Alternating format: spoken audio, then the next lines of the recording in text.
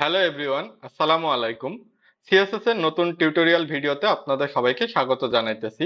আমরা আমাদের পূর্ববর্তী কয়েকটা ভিডিওতে কিন্তু দেখেছি সিএসএস এর বেসিক সিনট্যাক্স সম্পর্কে, সিএসএস এর সিলেক্টর সম্পর্কে, কিভাবে সিএসএস কাজে লাগিয়ে আমরা একটা এইচটিএমএল এলিমেন্টকে স্টাইল করতে পারি, সেই জিনিসগুলো দেখছি। আজকে আমরা আলোচনা করব সিএসএস এর বর্ডার নিয়ে। সিএসএস এর সাহায্যে আমরা কিভাবে এইচটিএমএল এলিমেন্টকে বর্ডার দিতে পারি সেই জিনিসগুলো আজকে আমরা দেখব। তো এর জন্য আমরা একটা 05_CSS_ স্টাইল নামে একটা ফোল্ডার নিয়ে নিয়েছি এবং তার ভিতরে একটা ইন্ডেক্স এইচটিএমএল ফাইল এবং স্টাইল সিএসএস ফাইল আমরা নিয়ে নিয়েছি এবং আমরা সেটাকে লাইভ সার্ভারে ওপেন করে নিয়েছি। এখন আমরা আমাদের বডি এলিমেন্টের ভিতরে দুইটা এইচটিএমএল এলিমেন্ট নিব। একটা হচ্ছে h1 নিলাম এবং আরেকটা হচ্ছে প্যারাগ্রাফ এলিমেন্ট হিসেবে পি এলিমেন্ট আমরা নিচ্ছি। তো এখানে আমি h1 এর ভিতরে দিচ্ছি দিস ইজ হেডিং 1, আর প্যারাগ্রাফের ভিতরে আমি লরেম 10 দিয়ে আমি 10 সেন্টেন্সের একটা প্যারাগ্রাফ আমি নিয়ে নিচ্ছি এবং আমাদের এখন প্রিভিউটা এইরকম দেখা যাচ্ছে, একদম সাদামাটা। আমাদের সিএসএস ফাইলটা অলরেডি আমাদের এইচটিএমএল ফাইলের সাথে লিংক করা আছে, আমরা দেখতে পাচ্ছি এখানে। তো আমরা সরাসরি আমাদের এই style.css এর ভিতরে আমাদের স্টাইলগুলো লিখবো, এই বর্ডার কিভাবে কাজ করে সেটা দেখানোর জন্য। তো এর জন্য আমরা এখানে আর কোনো আইডিয়ার ক্লাস ব্যবহার করতেছি না, যেহেতু আমাদের এখানে শুধু জাস্ট সিম্পল একটা h1 আর একটা প্যারাগ্রাফ আছে। আমরা ডিরেক্ট ট্যাগ লেভেল সিলেক্টর দিয়ে কিন্তু কাজটা করতে পারতেছি। তো আমি এখানে h1 ট্যাগ দিয়ে h1টাকে সিলেক্ট করে নিচ্ছি। এখন আমাদের যে বর্ডারের ক্ষেত্রে যখন আমরা চিন্তা করব, তখন আমাদের বর্ডারের ক্ষেত্রে আমাদেরকে মাথায় রাখতে হবে বর্ডারের ভিতরে বর্ডার উইডথ থাকবে, বর্ডারের কালার থাকবে, তারপরে বর্ডারের স্টাইল থাকবে, তারপরে বর্ডারের সাইড থাকতে পারে। তো এই জিনিসগুলা মিলাই কিন্তু একটা বর্ডার হইতেছে। তো বর্ডারের স্টাইলের ক্ষেত্রে যদি আমরা চিন্তা করি যে বর্ডারের বিভিন্ন রকমের স্টাইল আছে। বর্ডারের উইথ আমরা ডিফাইন করতে পারবো পিক্সেলের সাহায্যে। বর্ডারের কালার আমরা কালার কোড বা আমাদের কালারের যদি নামটা জানা থাকে তাহলে সেইগুলা দিয়ে কিন্তু আমরা কাজটা করতে পারবো। তো শুরুতেই আমি লিখতেছি বর্ডার, সাপোজ কালার আমি দিলাম রেড, বর্ডার উইথ আমি দিচ্ছি 2 পিক্সেল। তো এখন আমরা যদি এটাকে সেভ করি তো দেখেন আমাদের কিন্তু কোনো রকম চেঞ্জেস আসে নাই। কেন আসে নাই? কারণ আমরা যখন একটা বর্ডার অ্যাড করব তখন এই বর্ডার কালার আর বর্ডার উইথ যথেষ্ট না, আমাদেরকে মুখ্য ভূমিকা পালন করবে বর্ডার স্টাইল। এই বর্ডার স্টাইল প্রপার্টিটা আমাদের মুখ্য ভূমিকা পালন করবে। এইখানে যদি আমি সলিড লিখে দিই তো দেখেন এখন কিন্তু আমাদের সলিড টাইপের একটা বর্ডার আমাদের কিন্তু এইচ1 এলিমেন্টের ভিতরে চলে এসছে। মানে এই এইচ1 এলিমেন্টটার কিন্তু একটা বর্ডার অ্যাড হয়েছে, যেটার স্টাইল সলিড।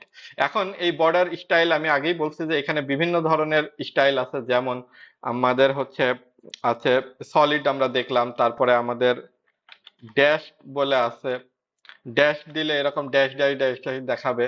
তারপরে আমাদের ডটেড আছে, আচ্ছা এরকম ডটেড দেখাবে। তারপরে 3D ইফেক্টের জন্য ইনসেট আছে, দেখেন এখন আমাদের ইনসেট টাইপের বর্ডার এসে গেছে। তারপরে আউটসেট আছে, আউটসেট আছে, আউটসেট হলে এরকম দেখাবে। তারপরে গ্রুভ আছে, গ্রুপটাই যে এরকম দেখাবে। তারপরে যদি আমরা হিডেন দিই তাহলে পরে দেখেন আমাদের এখন বর্ডার আছে বাট হিডেন অবস্থায়।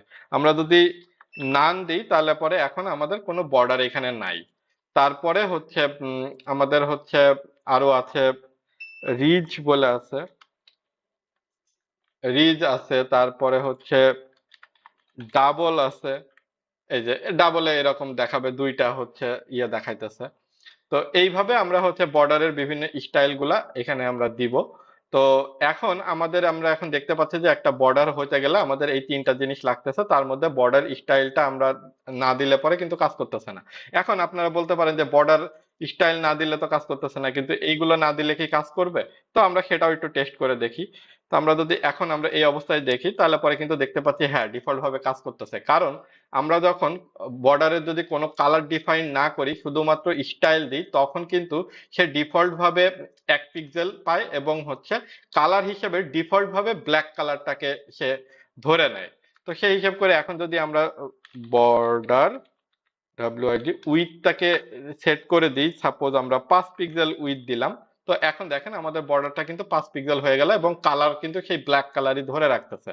আচ্ছা, এই যে এখন আমরা এই প্রপার্টি গুলাকে, প্রপার্টি ভ্যালু গুলাকে কিন্তু আলাদা আলাদা ভাবে লিখতেছি, যে বর্ডার স্টাইল একটা ভাবে একটা লিখলাম, তারপর বর্ডার উইথ একটা লিখলাম, বর্ডারের হচ্ছে তারপরে আমরা বর্ডারের কালারটা দিতেছি আবার আলাদা করে, যেমন বর্ডার কালার গ্রিন।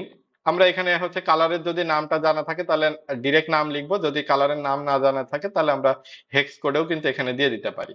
তো এই যে এখানে আমরা এখন তিনটা যে আলাদা আলাদা ভাবে লিখতেছি, এই তিনটা আলাদা আলাদা ভাবে না লিখে আমরা কিন্তু শর্ট করেও লিখতে পারি।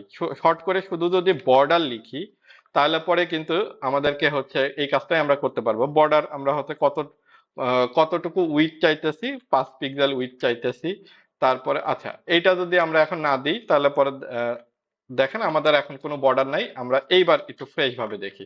বর্ডার আমরা চাইতেছি 5 পিক্সেল উইথ, তারপরে হচ্ছে কি টাইপের বর্ডার চাইতেছি, সাপোজ আমি ডটেড বর্ডার চাইতেছি, এবং কি কালারের বর্ডার চাইতেছি, এবং আমি চাইতেছি হচ্ছে ইয়েলো কালারের, ইয়েলো গ্রিন কালার, সাপোজ এই কালারের বর্ডারটাই চাইতেছি। এখন দেখেন আমার কিন্তু ডটেড, এখন ওই কাজ, সেম কাজটাই কিন্তু আমরা border with, border style, border colour তিনটাকে আলাদা আলাদা ভাবে না লিখে আমরা কিন্তু একটার ভিতরে আমরা লিখে দিয়েছি। আচ্ছা, এই গেল হচ্ছে কমন বর্ডার। তারপরে যদি আমরা মনে করি যে আমি শুধুমাত্র লেফট সাইডে চাইতেছি, আচ্ছা এটাকে আমি অ্যাজ ইউজুয়াল এভাবে রেখে দিই। আমি প্যারাগ্রাফ এলিমেন্টকে নিয়ে একটু দেখাই দিতেছি যে আমি মনে করেন যে আমি চাইতেছি যে আমি শুধুমাত্র উপর দিয়ে বর্ডার হবে, বা লেফটে বর্ডার হবে, বা বটমে বর্ডার হবে, তখন কি করা যায়? তো সেই ক্ষেত্রে বর্ডার আমি চাইতেছি উপরে হচ্ছে বর্ডার দিতে, তার মানে বর্ডার টপ, বর্ডার টপ দিয়ে আমি হচ্ছে কিন্তু এখন এখানে ঠিক সেম কাজটাই যদি করি, যে আমি চাইতেছি 2 পিক্সেল বর্ডার এবং সলিড কালারের বর্ডার হবে, এবং বর্ডারের কালারটা হবে হচ্ছে গ্রিন কালার, গ্রিন ইয়েলো, এটাই আমরা দিই। আচ্ছা, গ্রিন ইয়েলো একই রকম হয়ে যাবে দেখতে।